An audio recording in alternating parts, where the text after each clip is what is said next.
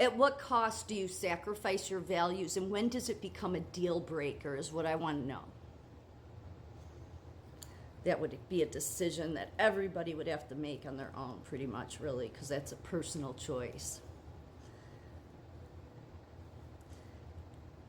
I, for the past year, have highlighted what the Catholic Church abuse, and they're not the only church, but the biggest, because they are a big church. Do you think that Jesus would allow that to happen if it wasn't teaching false doctrine? No. Yet, I understand. I understand the people that want to say we can't blame everybody in the church. Okay. And I'm not saying to blame the parishioners. I'm talking about the leaders like that haven't abused kids. But why don't they themselves look at the fact that, because instead, Dolan, Trump loves Dolan, right? Out of New York there. What is he, a cardinal?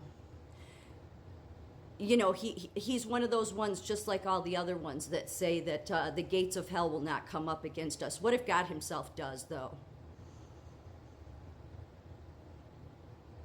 Because you guys never stop to think that maybe the way you dress, because you dress just like the Pharisees, trying to make yourself look all important. Did you miss that part in the Bible? Did you miss the part in the Bible about what the true church was to God? And how he never said anything about Catholicism or Protestantism or any of them? Nope. Because you got to be right? So none of you ever want to look at yourselves. Look at the fact that when you started bringing in all the idols, even though God said throughout the Bible how much he despised it, how much he would bring his holy anger upon it. You just want to ignore that. You make excuses for it, right? Just like you make excuses for that Mary can be an intermediate to Jesus, even though that wasn't part of God's word either.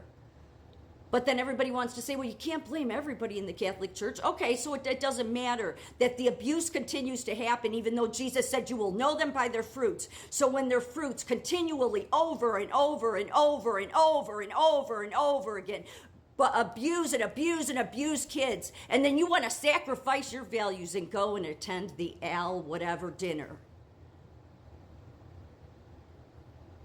Then it just shows it's all about demographics, isn't it? It all is.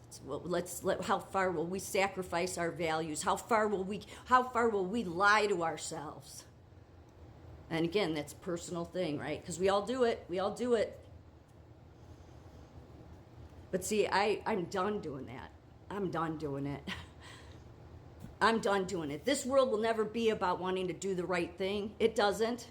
It'll find an excuse to accept a church that has a lifetime abuse history in it, but excuse it away on that because these cardinals, these bishops, these people didn't do it, that it's okay, never looking at that. What is God trying to tell you? What is God really trying to say here?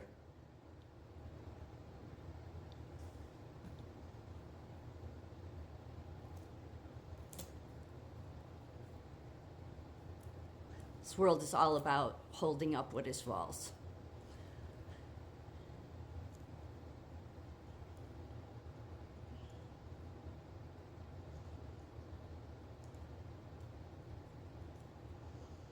That's why God said, don't conform to this world. Don't conform to it.